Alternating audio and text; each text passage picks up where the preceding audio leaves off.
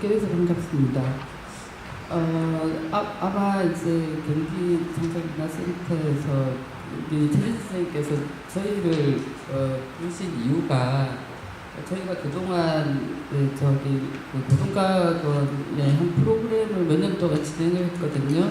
그 활동이 굉장히 좀 궁금하셨던 것 같고, 여러분들도 잘 아시는 것처럼 요새는 모든 게 다 섞이는 시대이고, 그리고 학문, 예술, 문화, 삶 전체가 이제 융합이 기본인 것처럼 그렇게 얘기가 되고 있기 때문에 이제 새로운 어떤 그 문명이 도래하는 그 마당에서 어떤 우리가 기본적인 그 틀, 이런 것들 다시 한번 다 생각해야 되는 그런 시기인 것 같아요. 그래서 저희를 불러주셨다고 생각하고요.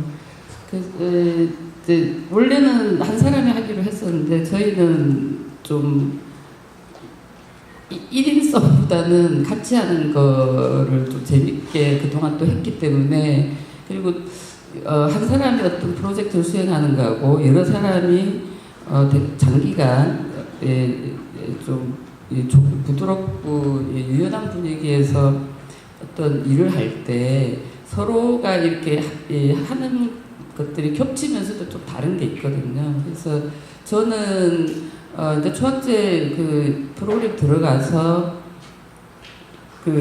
제 나름대로 초학제를 그냥 좀 해석해서 프로그램을 만들었는데, 그거를 진행하는 과정에서 또 함성 선생님이 굉장히 또 주도적으로 그 아이디어를 끌어내고 하는 역할들을 되게 포용력 있게 잘 해주셨기 때문에 저는 저하고 함성 선생님 이렇게 같이 발표하는 게 훨씬 더 저희도 편하고 여러분들에게도 더 이렇게 다채롭게 뭘 들을 수 있을 거라고 생각을 했습니다. 그래서 이렇게 시간을 나누기로 했고요. 융합을 많이 하잖아요. 요즘 어떤 여러 가지 스타일로 이제 융합이 모든 분야에서 진행이 되고 있는데, 거기서 정말 중요한 게 뭔가, 우리에게 만약에 그런 만남이 필요하다면 왜 우리가 그런 만남이 필요하고 그렇기 때문에 꼭 필요한 태도가 있다고 생각을 하거든요.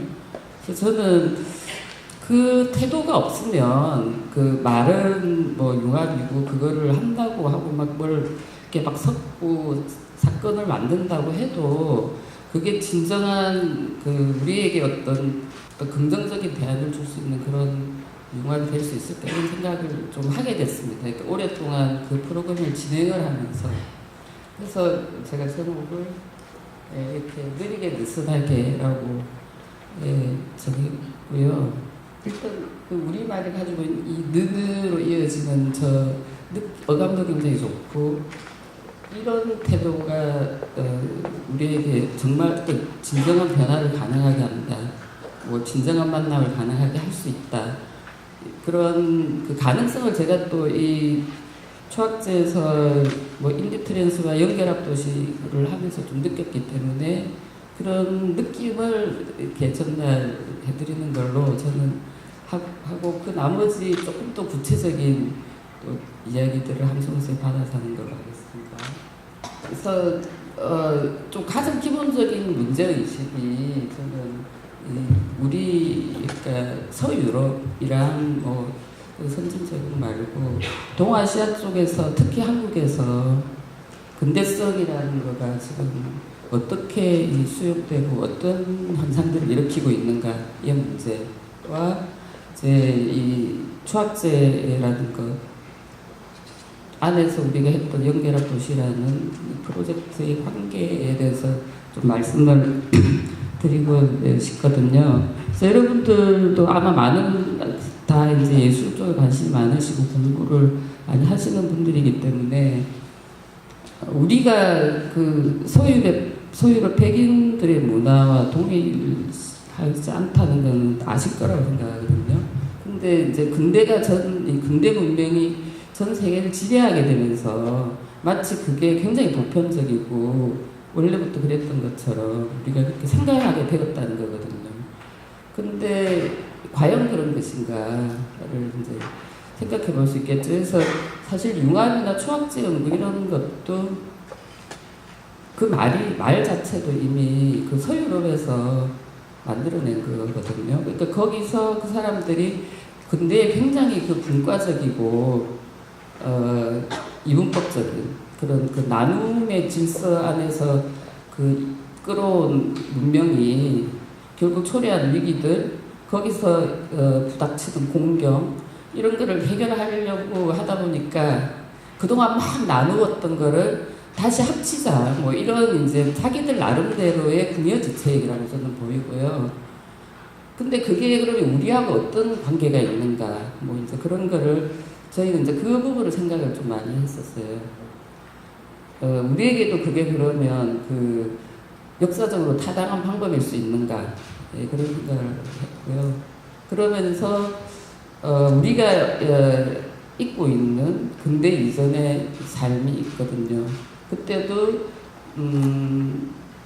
이제 그 근대 이름으로 그때 그러니까 신분제였다거나 하여튼 뭐 이런 걸 굉장히 폄하되고 뭐 그 또 일제 시대 뭐 하여튼 그때 그 성리학 때문에 조선이 망했다는 하여튼 이런 식으로 뭐 이렇게 막 굉장히 왜곡된 예들이 있는데 하여튼 그 시대를 여러분들이 박물관에 가서 그 시대에 생산되었던 그림이나 뭐 가구들을 보시면 그렇게 만만한 시대가 아니었다는 걸 아실 수 있을 거라고 저는 확신합니다. 저는 그런 걸 정말 느꼈거든요.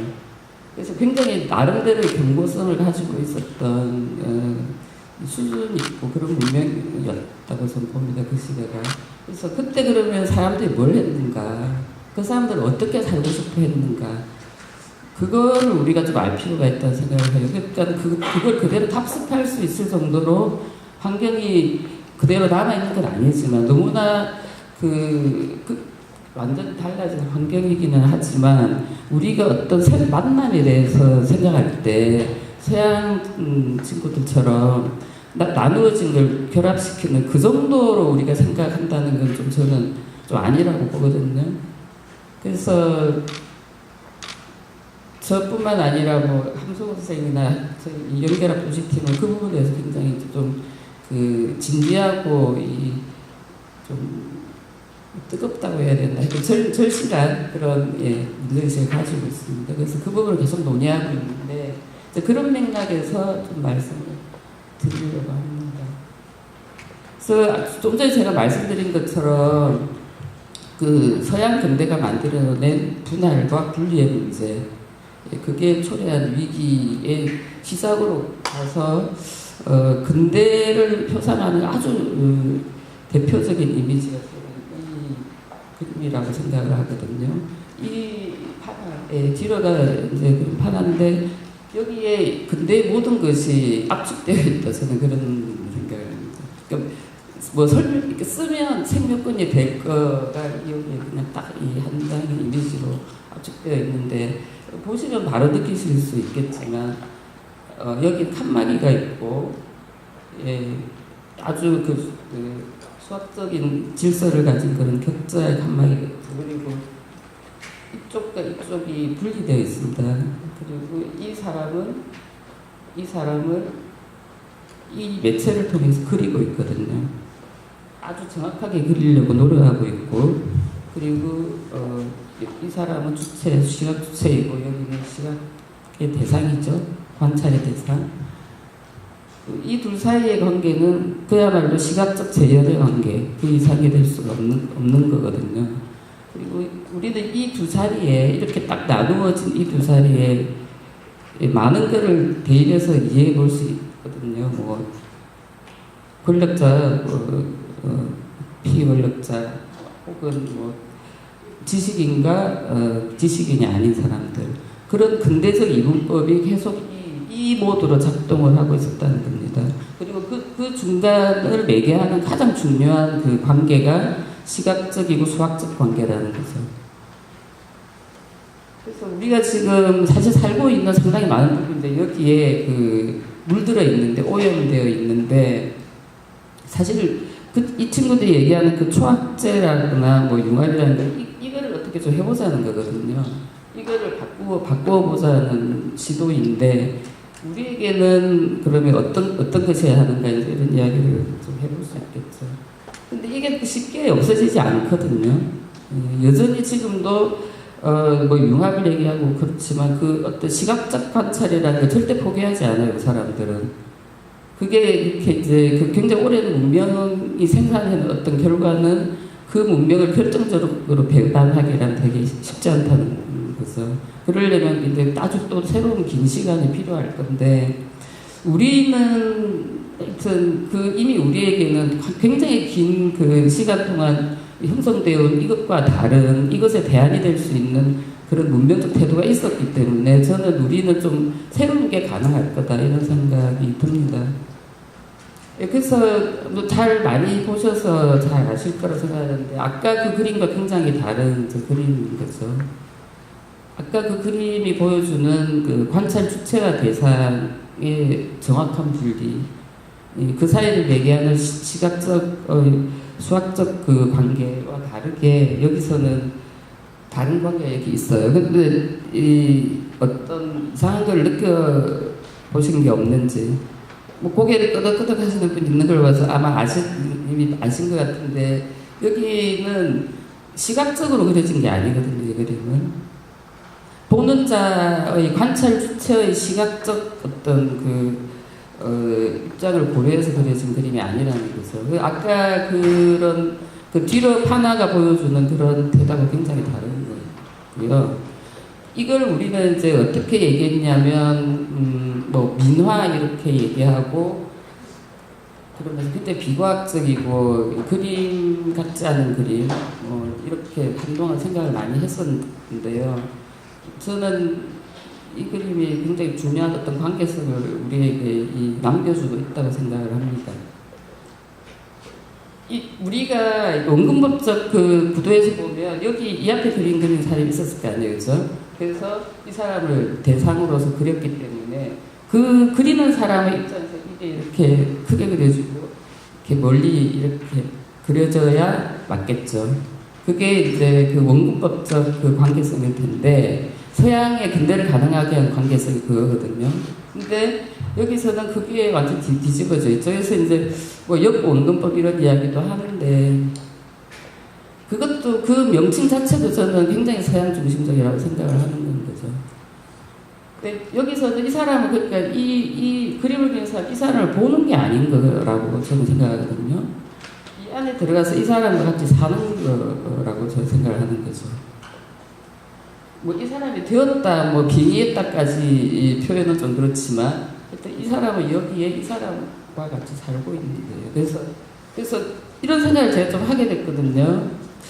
우리는 뭘 받는가? 그리고 과연 우리에게 그 관이라는 게, 본다는 게 그들이 보는 것과 같은 거였는가? 이런 생각을 좀 하다가, 상당히 오랫동안 이제 저도 이렇게 사진이랑 뭐 시각 미술 쪽에 이제 관심을 갖고 보다가, 그건 본 게 아니라 살기였을 거다. 그래서 그림을 그린다는 건 뭐 관찰한 걸 그린다기보다 그것과 어떻게 사는가를 그리는 거라는 생각을 좀 하게 됐어요. 이 그림이 보여주는 게 좀 그런 거죠. 그러니까 서양 풍경화들이 보여주는 거하고 굉장히 다른데, 이제 보통 사문법이 아주 대표적인 걸 보여주는 그 전형적인 그림이라고 얘기되잖아요. 그래서 사문법을 보통 우리가 설명할 때 이 세 가지의 관점을 이렇게 다 한꺼번에 넣어서 뭐 했다 이렇게 얘기를 하는데, 저는 그거를 좀 더 풀어서 얘기하면 이 풍경 안에서 사는 거거든요. 이 안에서 사는 거죠. 그거의 표현인 거거든요. 그래서 이거를 그냥 단지 서양적 의미에서, 우리는 너무나 그게 젖어 있어서 약하기 쉽지 않은데 서양적 의미에서 페인팅이라고 할 수가 없다는 거죠. 어떤 그런 그 세계에 대한 태도가 이렇게 그려지는 거거든요. 그건 되게 다르다는 거죠. 그러니까 굉장히 비슷하게 얘기를 많이 하는, 비슷한 맥락에서 이렇게 보는 거에 집중해서 원근법적으로 그리다가 그걸 벗어나기 위해서 이렇게 막 입체적으로 잘라서 붙이는 것과, 이거는 상당히 다른 태도라고 저는 보입니다. 이거는 그 안에서 살기 거죠. 근데 우리가 이제 이게 해석이 지금 잘 안 되는 이유가, 우리가 너무나 근대의 문명의 그 이제 교육이나 하여튼 여러 가지를 통해서 그 매체나 이런 걸 통해서 이 침전돼 있기 때문에 이거를 그냥 페인팅으로 보게 된다는 거죠. 어떤 시각적 이미지로 보게 되는데 그게 그렇지 않지 않나. 그래서 우리가 이런 것들을 좀 다시 해석하고 재평가하는 그런 시간들을 반드시 가져야 진정한 뭐 융합이나 뭐 하여간 근대 문명의 위기를 이렇게 넘어갈 뭔가를 우리가 찾을 수 있지 않나 이런 생각을 하게 되고요. 이 사람을 볼 때도 이거는 정말 이 시각적 관찰이죠. 이거 서양 의학이나 과학이 이 깔고 있는 게 이런 이제 이 해부와 분석을 통한 시각적 관찰 그리고 그것의 수학적 그 구성 이런 거에 기반에 있는데 동양 쪽 이제 중국 동아시아 쪽에서 인간을 보는 거는 시각적 관찰이 아니거든요. 관계도를 보는 거죠. 관계를. 그리고 이 인간은 누구와 같이 사냐면 천지와 같이 사는 거거든요. 그래서 이 그림이 이런 이 인체의 맥이 이 천지의 그 맥과 다 이렇게 다 있고 그런 그림을 그린다는 거죠. 그래서 아주 우리가 보기에는 비시각적이고 비과학적인 것 같지만 이거는 태도 자체가 다르다는 거예요. 출발 자체가. 그래서 이런 도상들을 우리가 다시 한번 생각해 봐야 된다. 생각합니다. 뭐 잘 아시는 이 그림. 여기서 인간의 자리를 보면 세계와 마주하고 있지만 안에서 살고 있는 조금 단순하게 얘기해서 시간이 그렇게 많지는 않기 때문에 그래서 이제 저는 정말 중요한 키워드가 보기와 살기에 대해서 우리가 생각을 좀 해봐야 된다. 그래야 근대의 문명의 문제들을 좀 우리가 체감할 수 있을 거라고 생각합니다. 그래서 결국 저희가 그 연결합 도시가 나름 저희들은 굉장히 만족하고 있는데요. 저희 팀은 점점 더 만족도가 높아지고 있는데 그거는 우리가 거의 함께 살기 시작했기 때문에 가능했다고 저는 생각하거든요.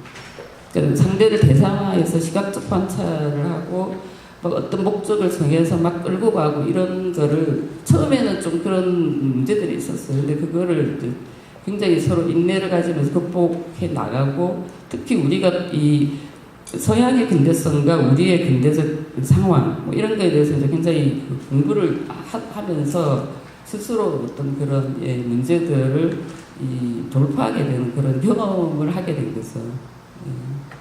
그래서 어제 이제 저희 팀이 같이 여기 왔는데 오후에 이제 워크숍 때문에 정말 좀 그런 느낌이 또 확 들더라고요. 그러니까 세미나실에서 만나서 얘기하고 이런 것보다 이렇게 같이 막 와서 어제 뭐 밥도 같이 막 해먹고 이제 공연 준비도 하고 같이 뭐 이렇게 이제 숙박소 시설에도 들어가고 그러면서 야 이거야말로 정말 같이 사는 거구나 뭐 이런 생각이 들어서 또 좀 되게 특별한 저는 느낌이 있었습니다.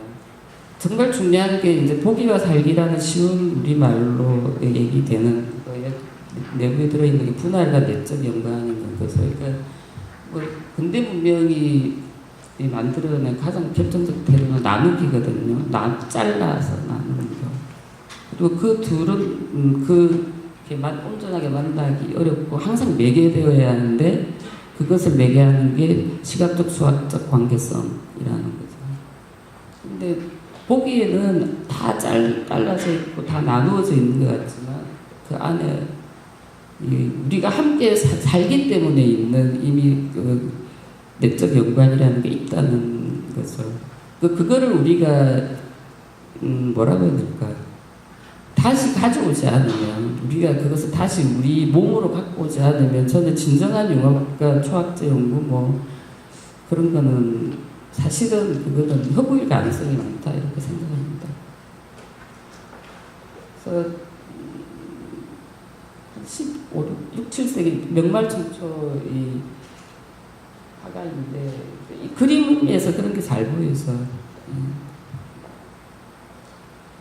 이 매체 이때 사람들이 그릴 때 썼던 매체 자체가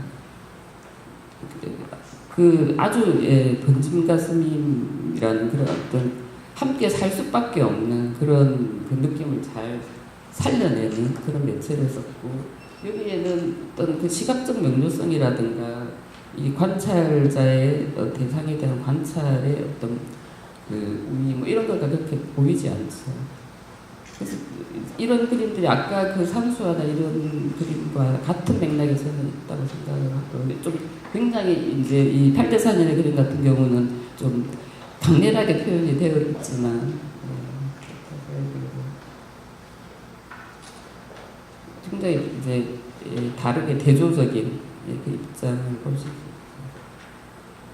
그림을 그리는 자 혹은 어떤 그 관찰자의 그리고 수학적 그 입장에서 세계를 이거는 재조직하는 거죠.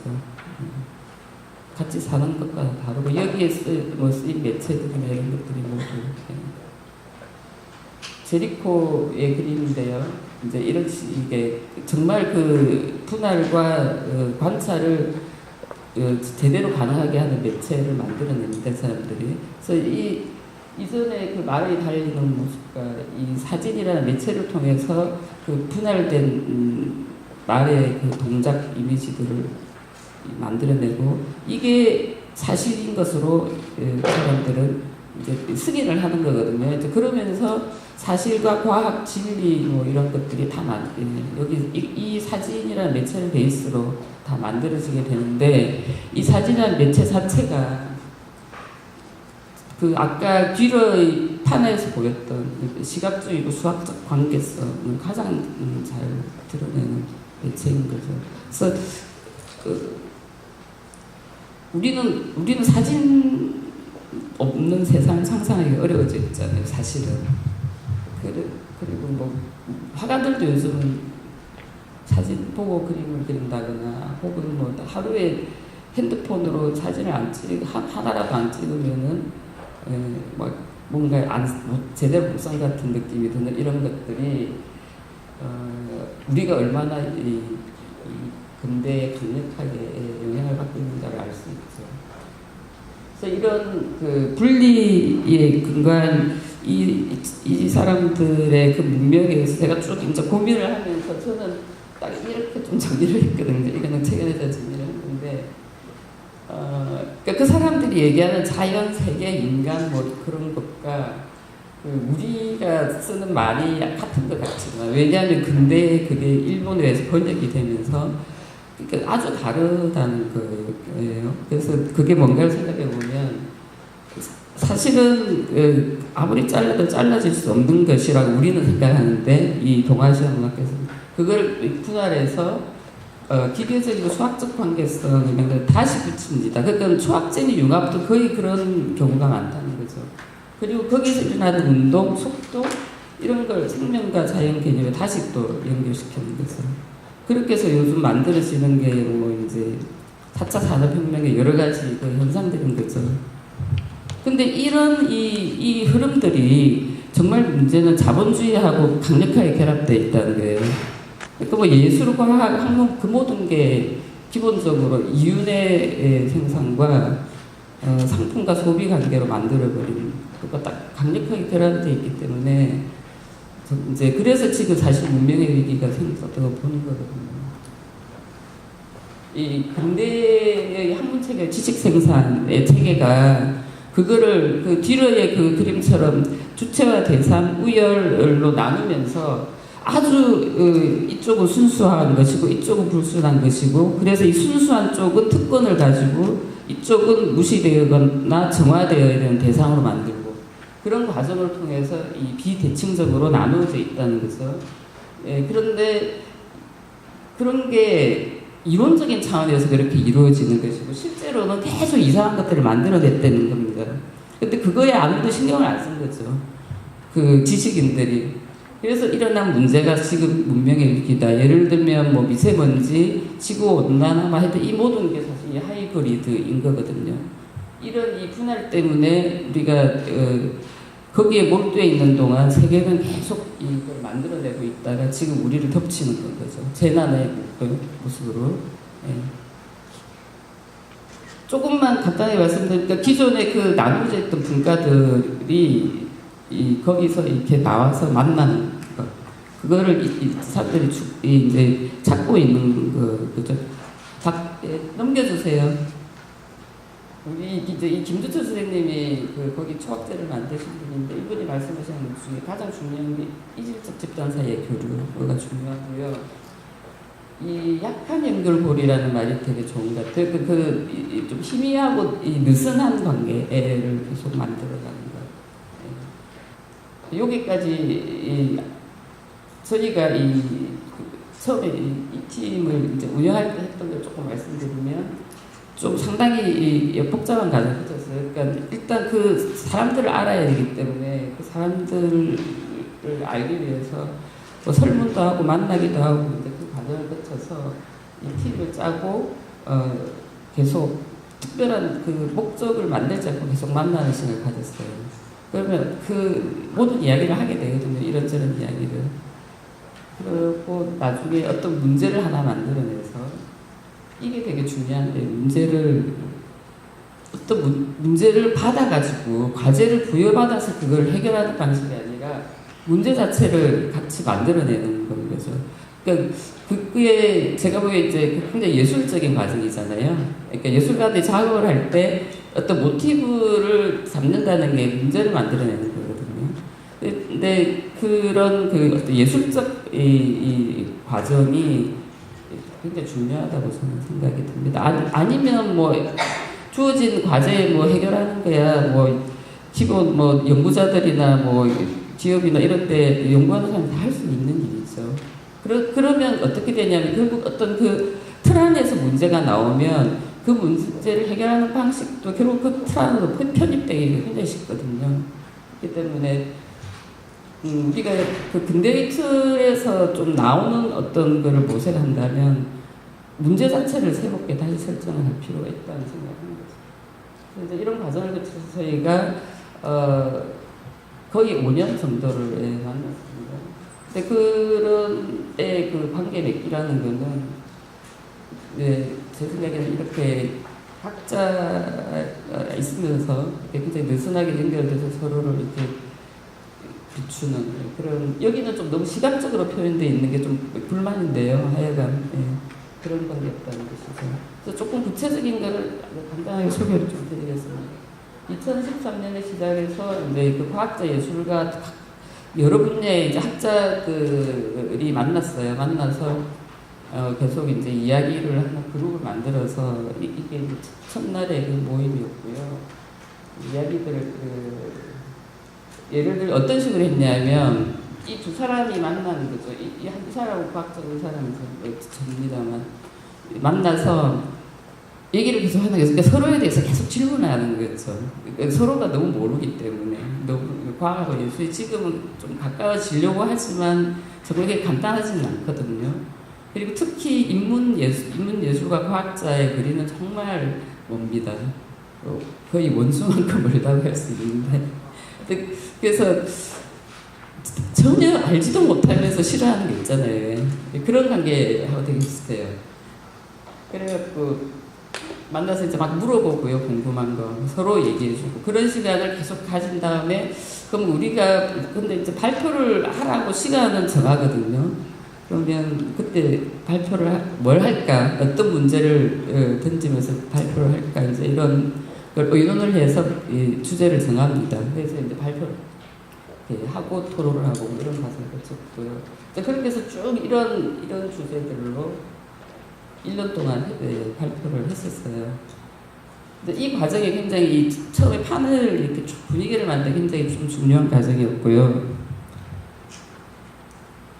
그 다음에 오늘 저희 초청해 주신 그 기본 그 키워드를 만든 이제 연결합 도시 팀이 거기서 나온 거예요. 거기서 이제 아주 잘 소통이 잘 되고 관심 있고 한 팀이 다시 만나가지고 이제 이 연결합 도시 프로젝트를 진행을 했습니다.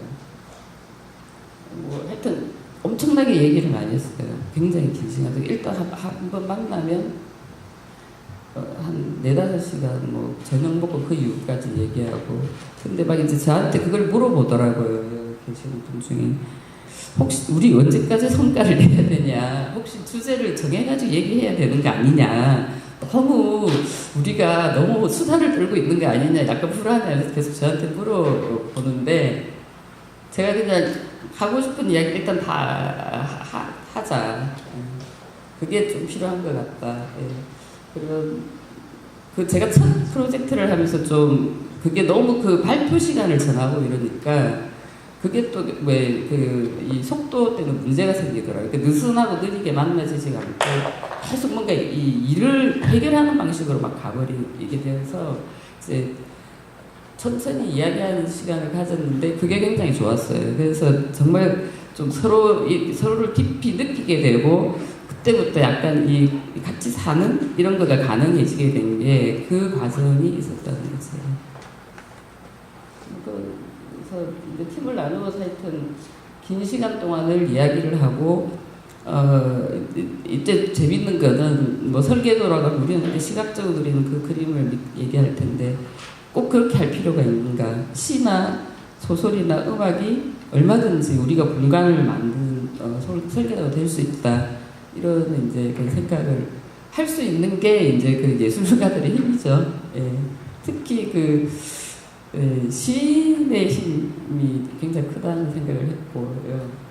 그래서 소설을 쓰고 여기서 이제 수학자 소설가도 있지만 수학자도 소설을 쓰고 이렇게 해서 그걸로 공간을 그 시각화하는 것이 아니고 우리가 함께 살 수 있는 아까 그 산수 하나 뭐 그런 데서 제가 말씀드렸던 함께 살아갈 수 있는 그것이 연결합 도시거든요. 예, 연결합 도시가 의미하는 의미인데 그게 반드시 시각화의 방식으로 보여질 필요가 있는가 예, 그런 생각을 하면서 이제 몇 번의 뭐라고 해야 되지 이렇게 변화의 과정을 거쳤어요. 그래서 소설을 쓰고 다시 그 소설을 또 재구성을 하고 그 다음에 공연을 하고 뭐 이런 식으로 해서 계속 그거를 이 변주하는 방식으로 진행을 했습니다. 그래서 그 뭐 공연이라든가 뭐 인터뷰 이런 거는 유튜브에 있으니까 보시면 될 것 같고요. 그래서 제가 마지막으로 이제 말씀을 드리자면 아까 이미 이제 처음에 제가 좀 말씀을 드렸기 때문에 느끼시겠지만 이 사람이 여기 혼자 있잖아요. 혼자 있는 것처럼 보이잖아요. 시각적으로는. 그렇지만 이 그림은 이 사람이 모든 것과 이 안에서 함께 살고 있다는 것을 우리에게 전해주는 그림이라는 거고요. 역시 이 그림 역시 그렇다는 겁니다. 그래서 우리가 이 조선 근대 이전에 이 선인들이 그렸던 그림을 다시 보면서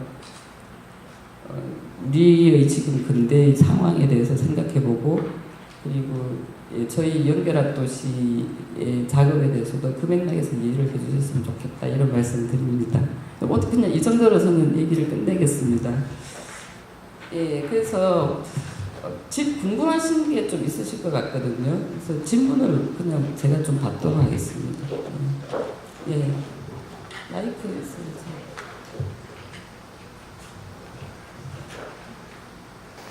네, 많이 잘 들었습니다. 저는 궁금한 게 고등과학원에서 프로젝트를 하고 계시는데 사실 제가 잘 모르는 수학이나 기초과학 그쪽 연구자들 많이 계신 것 같은데 맞아요. 그분들을 계속 철학적인 어떤 그런 시도 이런 거 하는 게 굉장히 어려움이 있을 것 같거든요. 저는 공학을 공부하고 있습니다. 엔지니어링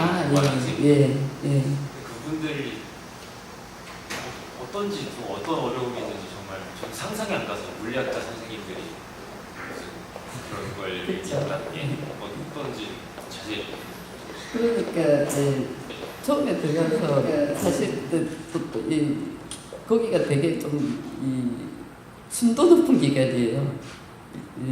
연구소가 그러니까 정말 말씀하신 대로 그 실험을 아예 하지 않고 정말 그 수학적인 계산의 방법을 통해서 뭐 우주의 물리적 현상이나 그 모든 거를 그걸로 다 설명하는 그게 이론과학이거든요.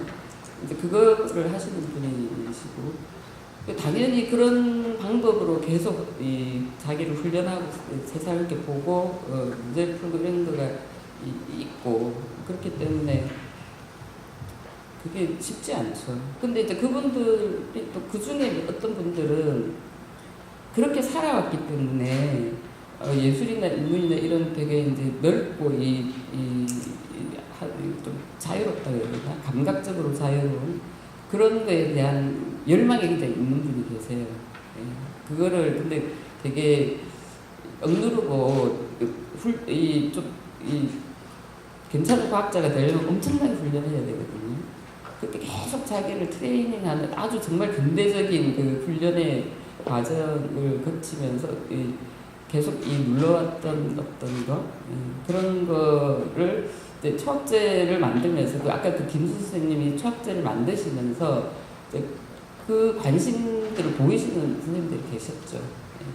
그래서 이제 주로 그분들의 도움으로 사실 여기까지 왔다고 할 수 있어요. 반대하시는 분도 굉장히 대다수는 다 반대하죠. 왜냐하면 아주 보수적이라고 할 수 있거든요. 예. 과학이라는 게 굉장히 엄밀한 법칙성 이런 걸 요구하잖아요. 궁금한 부분이 그런 게 요즘 막 말이 많아서 창조 경제다 이런 말들도 있었고 그래서 어쩔 수 없이 별로 뜻이 없는데도 그런 초학제적 말씀하신 그런 것들을 해야 되는 분들이 계시더라고요. 혹시 이 담당하고 계신 프로젝트가 어떤 동기에 의해서 생겨난 건지 좀 궁금합니다. 김두철 원장님이 그 프로그램을 전격적으로 만드셨어요. 그 원장의 결정은 있었기 때문에 이제 그분이 젊을 때부터 과학을 하시면서도 계속 그 같은 학교에 철학하는 사람들이나 이런 사람들하고 같이 스터디도 하고 이런 젊었을 때 경험이 있는 거예요. 그러니까 통합적으로 세계를 보고 싶어하는 그런 게 있으시다가 이제 여기 보동과학 원장으로 계실 때 이런 걸 한번 해보자. 그리고 외국에 가보니까 그런 걸 하는데 보기 좋더라. 이렇게 된 것 같아요. 그래서 이제 시작을 했는데 이제 조금 그 문제는 너무 모델을 거기서 찾은 거예요, 서양에서. 그래서 제가 가서 봤을 때 이미 만들어진 프로그램이라는 게 이제 서유유럽 선진국에서는 가능한 그게 잘 될 수 있는 그런 그러니까 우리가 보기엔 되게 정말 얘들 멋있게 잘하는데 이렇게 느끼는 거 있잖아요. 그런 프로그램을 가져와가지고 이제 이걸 짠 거죠. 근데 우리는 쉽지 않거든요. 왜냐하면 아까 말씀드린 것처럼 우리에게 근대는 거의 100년 정도밖에 안 돼요. 우리가 서양 문명을 그렇게 본격적으로 강요하다시피 받아들이게 된 게 그렇기 때문에 그런 프로그램이 작동이 안 되죠, 사람. 하다 보면 계속 일회성으로 끝나고 돈도 쓰고 뭘 하고 계속 하는데도 이렇게 뭐가 쌓이질 않는 거예요. 그래서 이제 우리가 좀 생각해봐야 되는 게 우리를 잘 알아야 된다는 거죠. 뭔가 이 시스템이 제대로 돌아가고 성공하려면 그 서양 모델을 자꾸 그냥 가져와가지고 해서 좀 곤란하지 않나 싶어서 제가 이제 가서 이미 있는 프로그램 만들어진 틀 안에서 좀 활동을 하면서 느낀 큰 문제가 결국은 초학자가 아니고 그냥 그 분과 학회처럼 되더라고요. 그래가지고 이건 좀 아닌 것 같다는 생각을 하게 되고 그래서 일단은 아까 말씀드린 것처럼 함께 사는 과정이 되려면 좀 이렇게 가까이 만나서 얘기를 계속 나누는 그리고 서로가 서로를 모르잖아요. 서로가 서로를 좀 교육시키는 상호교육 그런 게 필요한 시간이 아닌가 싶어가지고 그냥 처음에는 아주 작은 그룹에서 스터디 그룹처럼 그렇게 시작을 했어요. 그렇게 했는데 이게 이제 점점 재밌어지면서 야 이렇게 얘기하는 게 되게 재밌구나 이런 걸 느끼면서 이게 계속 오게 된 거죠.